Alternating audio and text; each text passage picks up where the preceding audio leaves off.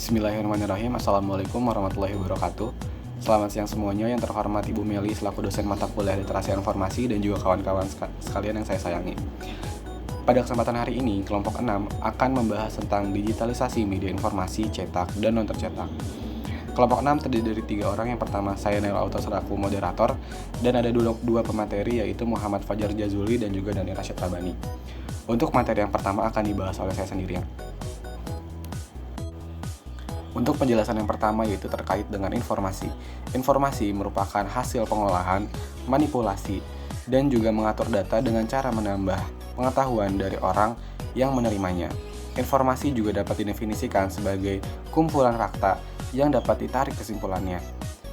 Pada tahun 1992, Ing Sweren membuat IR System, yaitu sistem informasi yang didasari oleh proses interaktif antar objek sistem, pengaturan sistem, dan juga lingkungan, yang mampu mencari dan menemukan kembali informasi yang memiliki nilai yang berarti bagi pencari informasi.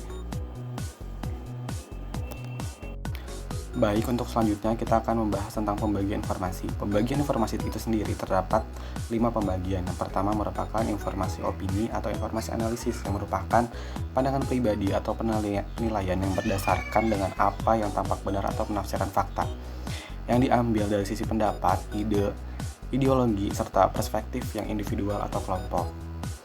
Opini ini bukanlah fakta, jadi informasi opini ini bukan fakta yang bisa akan menjadi fakta apabila dilakukan riset.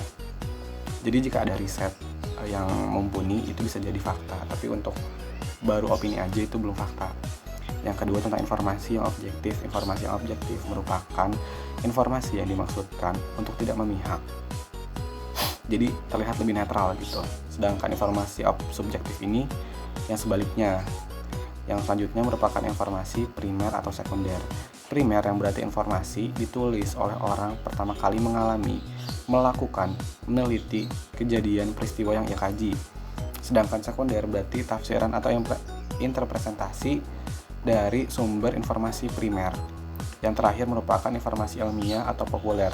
Jenis informasi ini tidak eksklusif, melainkan terdiri atas banyak pendapat atau analisis, subjektif dan objektif, sekunder dan ilmiah yang sedang populer, sesuai faktor yang ada atau realitas yang ada. Sumber informasi. Sumber informasi merupakan penyedia sekumpulan informasi yang telah dikelompokkan. Sumber informasi dapat berupa perpustakaan, majalah, surat kabar, website. Berikut ini merupakan sumber informasi yang biasanya kita peroleh, di antaranya manusia, organisasi, literatur, dan paten. Siklus hidup informasi. Siklus hidup informasi adalah strategi untuk mengelola sistem penyimpanan pada perangkat komputasi. Siklus hidup informasi kerap juga digunakan di dalam manajemen record. Aspek infrastruktur siklus hidup informasi meliputi pola pikir logis dan arsitektur fisik, sedangkan aplikasi bergantung pada platform penyimpanan, keamanan penyimpanan, dan pusat data.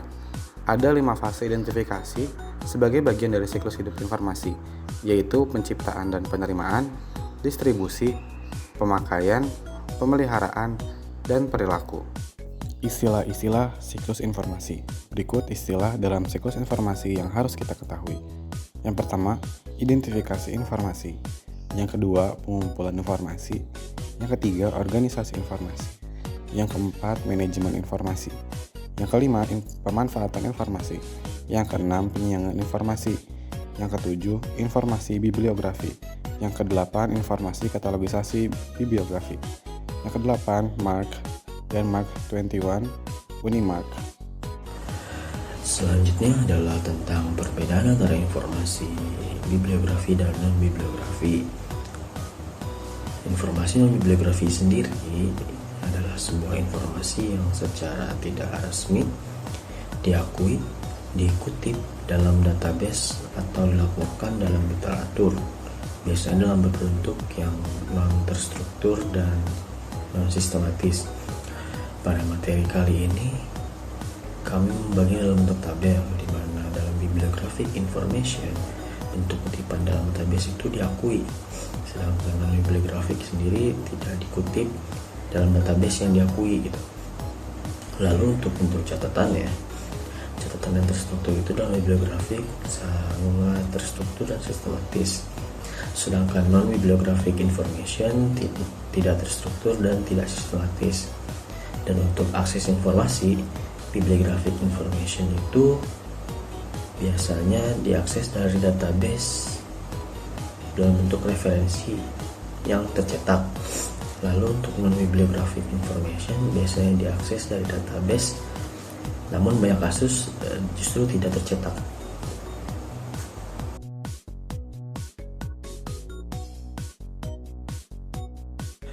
Selanjutnya adalah tentang organisasi informasi. Organisasi informasi dapat kita definisikan sebagai sebuah proses penataan informasi, skema penyimpanan, pencarian, dan penampilan sebuah informasi serta penampilan akses pengetahuan. Fungsinya dalam perpustakaan sendiri ini adalah untuk mempermudah temu kembali informasi. Pada masa yang akan datang, aktivitas perpustakaan akan sangat dipengaruhi oleh perkembangan teknologi informasi dan komunikasi. Maka dari itu, organisasi informasi akan sangat bersinggungan dengan dunia teknologi.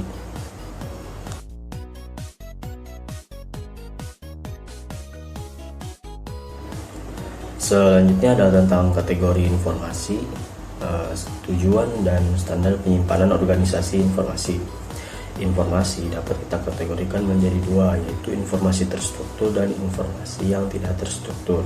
Sedangkan untuk tujuan organisasi informasi itu adalah menyediakan akses terstruktur terhadap informasi serta membawa informasi bersama-sama dan berfungsi sebagai bentuk pembeda. Nah, adapun bentuk standar penyimpanannya itu biasanya terdiri dari katalogisasi sumber daya informasi, klasifikasi sumber daya, menciptakan dan mengolah database, proses fisik sumber daya seperti sampul, labeling, lalu penyimpanan sumber daya informasi, dan yang terakhir itu menganalisis dan mengatur informasi spesialis.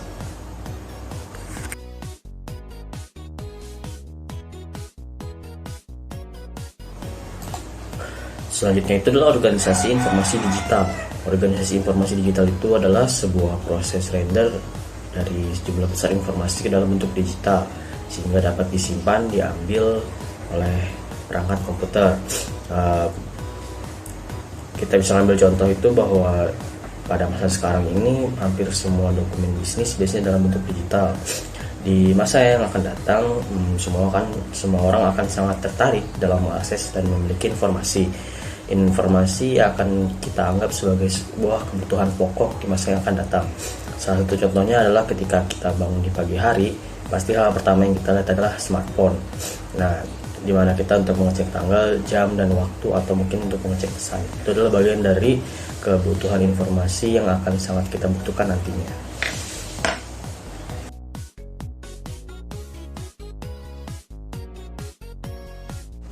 Selanjutnya itu adalah tentang perpustakaan digital dan perpustakaan tradisional. Pada materi kali ini kami membagi perbandingan perpustakaan digital dan tradisional dalam bentuk tabel, di mana perpustakaan tradisional menekankan pada penyimpanan fisik, terutama buku dan majalah, sedangkan perpustakaan digital itu menekankan pada akses bahan digital sehingga bisa kita akses di mana saja dan kapan saja. Lalu untuk katalogisasi perpustakaan tradisional ini bersifat pada tingkat tinggi, sedangkan katalogisasi perpustakaan digital itu bersifat ke kata-kata individu. Sedangkan untuk perpustakaan tradisional, mereka itu menjelajah berdasarkan fisiknya, sedangkan perpustakaan digital itu kita biasa menjelajah berdasarkan hyperlink atau kata kunci. Dan untuk tambahannya, perpustakaan digital ini memiliki sisi tersendiri, yaitu teknologi broadcast atau siaran, di mana pengunjung tidak perlu berkunjung ke perpustakaan. Adapun satu perpustakaan lain lagi itu adalah perpustakaan hibrida, di mana dia ini berada di tengah-tengah perpustakaan tradisional dan perpustakaan digital.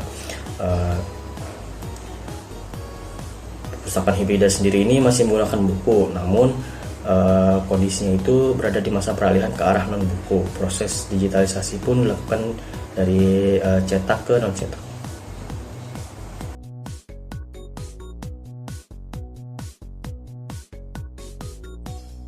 Ada slide berikutnya adalah tentang digitalisasi koleksi menuju perpustakaan digital. Sebagaimana kita ketahui bahwa pada masa sekarang penggunaan katalog opak atau online public access katalog itu semakin besar dan pesat. Opak ini sistem tamu kembali informasi yang cepat terhubung dengan website dan dalam bentuk metadata. Metadata sendiri itu adalah istilah yang digunakan untuk dokumentasi tentang dokumen dan benda. Dokumentasi tentang data buku tersebut adalah metadata. Dalam versi metadata inisiatif itu metadata terdiri dari beberapa elemen seperti judul, nama pencipta, penerbit, subjek, dan lain sebagainya. Ketika si metadata itu kita hubungkan ke dalam hypertext dokumen, maka mereka dapat melakukan pendeksan secara otomatis dan dapat membantu kita dalam menemukan sumber daya jaringan. Oke, kali ini saya akan membahas tentang perpustakaan digital dan karakteristiknya. Kali ini ada penjelasan, yaitu Web 2.0 adalah budaya berweb dengan kondisi di mana konten dibuat oleh pemakai langsung, adanya kolaborasi antar pemakai, layanan berbasis komunitas melalui jaringan, dan agregasi. Perpustakaan juga tidak mau kalah. Perpustakaan 2.0 yaitu perpustakaan yang sudah terdigitalisasi dengan berbasis web serta terdapat ciri-ciri Web 2.0 di dalamnya. Perpustakaan digital sendiri adalah suatu perpustakaan yang koleksinya disimpan dalam format digital dan dapat diakses lewat komputer. Konten ini dapat disimpan di tempat lokal atau ditaruh di dalam internet. Karena untuk standar dari perpustakaan digital mengalami banyak perkembangan, mulai dari metadata, ada informasi data, dokumen objek, sampai ke March atau machine readable catalog.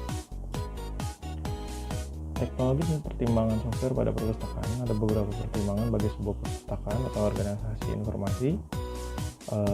Adapun pertimbangannya yaitu bisa dilihat perpustakaan digital itu ada open architecture atau OpenDL, ada componentized melawan monolithic system, ada juga multibahasa, ada publication dan searching tool.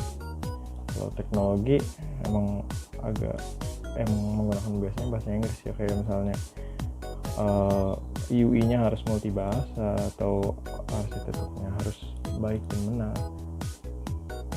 Terus juga bisa searching tool-nya yang baik dan benar kan. Lanjut, ada beberapa pertimbangan dalam penilaian software yang baik, yaitu proprietary melawan open source. Kalau yang open source biasanya fiturnya agak kurang, sedangkan kalau misalnya yang berbayar biasanya dia fiturnya lebih hebat atau lebih baik. Tapi tergantung juga sih, kayak Swings juga udah bagus sekarang. Terus dari migrasi software juga berpindah dari Windows XP, Windows 7 dan Windows 8 sampai Windows 10 sekarang, ataupun Linux juga mendukung platform teknologi digital atau digital library. Mulai diinstal dan dilakukan perbaikan, kemudian dokumentasi menyeluruh dari tim pengembangan bisa terlihat di situ. Di sini kita nggak bakal ngebahas metadata dan XML, tapi cuma sebentar ya. Yaitu metadata adalah informasi terstruktur yang mendeskripsikan, menjelaskan, menemukan, atau setidaknya menjadikan suatu informasi menjadi mudah untuk dapat kembali digunakan atau dikelola. Sedangkan XML adalah profil aplikasi melalui segmen HTML atau standar generalis macro language. Jadi sebenarnya metadata itu bahasanya menggunakan XML gitu jadinya. Kayak di Slim juga ada, jadi misalnya kayak copy cataloging itu pakai XML dari satu ke satu. Di situ soalnya XML biasanya paling gampang untuk melakukan perpindahan data gitu. Markup language disebut sebagai pertukaran data. Salah satu persyarat untuk organisasi informasi memiliki sistem informasi yang efektif dan cepat untuk dapat mengambil atau membuat keputusan dalam membangun informasi. XML di sini dapat berkontribusi membangun sistem informasi dengan cepat. Jadi ya sebenarnya XML itu bahasa yang gampang gitu buat dimengerti. Lanjut, ini ada kata-kata dari Leon Tolstoy dalam buku Their Moral and Ours, The Class Foundation of Moral Practice. A mean can be justified only by its end, but the end in its turn needs to be justified. Oke, ada pertanyaan?